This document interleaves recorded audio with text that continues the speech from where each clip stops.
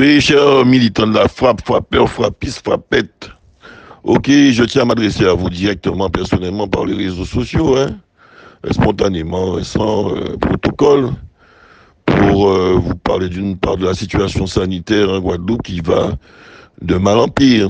On doit continuer à prendre nos précautions, ne pas penser que tout cela est derrière nous. Au contraire, il y a un variant anglais qui arrive, même si certains le démentent, mais c'est une réalité scientifique. Il est plus virulent, notamment près des jeunes, et puisqu'on a de plus en plus de gens jeunes, hein, ou adultes jeunes en réanimation, donc au niveau international, hein, comme local également, hein. Et donc ça donne des interpellations. On doit rester vigilant. On a vu qu'à La Réunion, on fait déjà des évacuations sanitaires vers la métropole parce qu'ils n'ont plus de place en réanimation. Et donc, faut pas qu'on arrive à ce stade-là aux abîmes, ouais, parce que je suis là aux abîmes de toute façon, et en Guadeloupe. Et donc, on doit continuer à respecter les gestes barrières, prendre des précautions. Maintenant, le débat sur le masque, j'ai déjà donné mon avis là-dessus, concernant les masques. D'une façon générale, je suis pour le port de masque dans les endroits où on croise les gens de près, donc c'est un peu normal.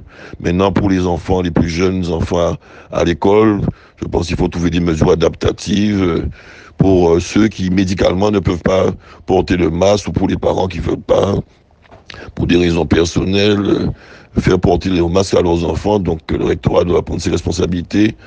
À ce niveau-là, on ne peut pas non plus imposer aux parents qui veulent que leurs enfants portent le masque de ne pas le porter. OK? OK, donc c'est clair et net. Il y a aussi un impératif sanitaire. Et à l'aune des rapports scientifiques, il faut essayer d'examiner sereinement toute cette situation. OK, mais essayer de trouver des mesures adaptatives localement.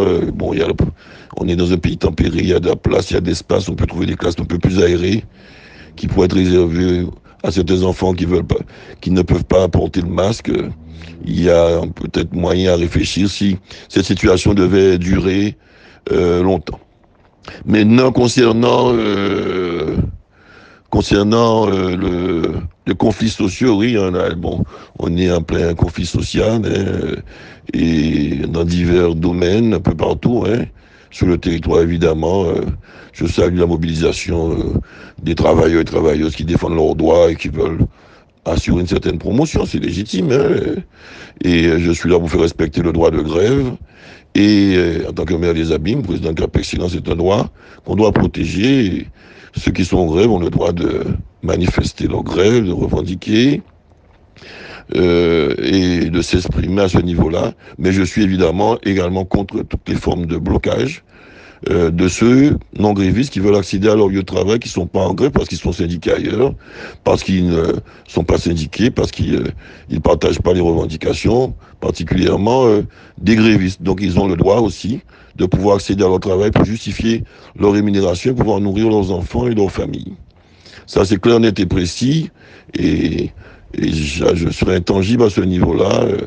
Droit de grève, oui, et droit aussi d'accéder à son travail librement, oui. Très bien. Maintenant, concernant les abîmes, plus particulièrement, nous avons l'UTC-GTG, section locale, qui a déposé un cahier de plateforme de revendication avec 15 chapitres et 28 points. 28 points à l'ordre du jour. On va discuter, pas pu être présent vendredi, besoin de santé. Je tente de me rétablir pour être disponible lundi. OK, pour Taonaba, pour discuter lundi matin, pour discuter et négocier avec eux, puisqu'il s'agit d'une plateforme de revendication et de négociation. L'UTC-GTG, j'ai toujours pratiqué avec la section locale un partenariat social très actif, toujours disponible, même de façon informelle avec les dirigeants de l'UTC-GTG pour toutes sortes de demandes. Nous organisons de nombreuses réunions partenariales, dialogues partenariales avec eux à leur demande, sur toutes les problématiques internes à la ville, à la Cap Excellent, à la Caisse des écoles et au CCAS. OK, et nous essayons d'avancer ensemble. Donc voilà, j'étais un peu étonné de cette plateforme de revendication, alors que nous avions fait une réunion mi-février à Taonaba avec la section UTC-GTG qui a duré près de 4 heures, si ce n'est plus. OK? Et donc voilà. Et donc on revient sur pratiquement les mêmes affaires. Bon, je sais qu'il y a une plateforme générale qui est posée dans toutes les communes de la Guadeloupe. Il s'agit de la section locale de respecter la plateforme générale, ça, il n'y a pas de problème. Bon. Euh, et voilà, mais d'autres points se sont regreffés sur cette plateforme générale qui avait déjà 18 points. Et voilà, donc une bonne partie de la plateforme générale a été reprise dans les 28 points de l'UTC GTG local à BIM, plus d'autres points dont nous partons déjà abordé. Enfin, c'est pas grave.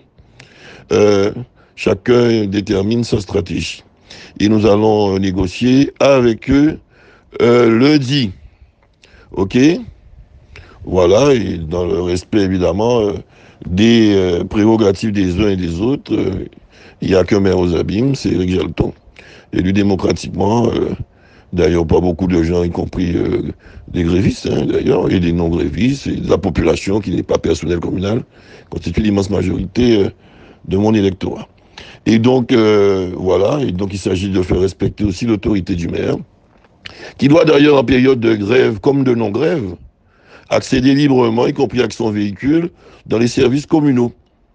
Et nous avons eu un petit incident au service technique où, ayant débarrassé les encombrants qui m'empêchaient d'accéder en voiture au service technique pour faire un petit contrôle, OK, rapide, et j'ai deux agents de l'UTC-GTG qui se sont mis devant mon véhicule pour empêcher à mon véhicule d'accéder au service technique. Évidemment, nous sommes restés sur place hein, et nous n'allions pas écraser les agents, évidemment, c'est pas notre tempérament, notre nature, ni notre volonté, mais des agents communaux qui m'accompagnaient, qui ont enlevé les encombrants pour me permettre d'accéder moi-même des abîmes au service technique, ont été pris à partie par des agents en grève.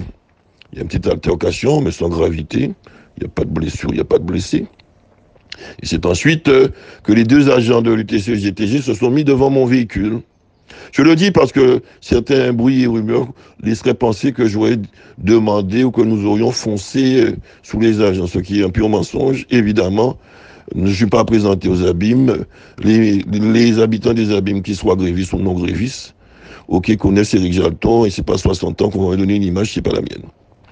OK, clair, net et précis. Donc, j'ai pas pu accéder au service technique, hein, moi, maire des abîmes, avec mon véhicule. On m'a intimé lors de marcher à pied. OK? Donc, voilà. Bon, tout ceci est dommageable et regrettable.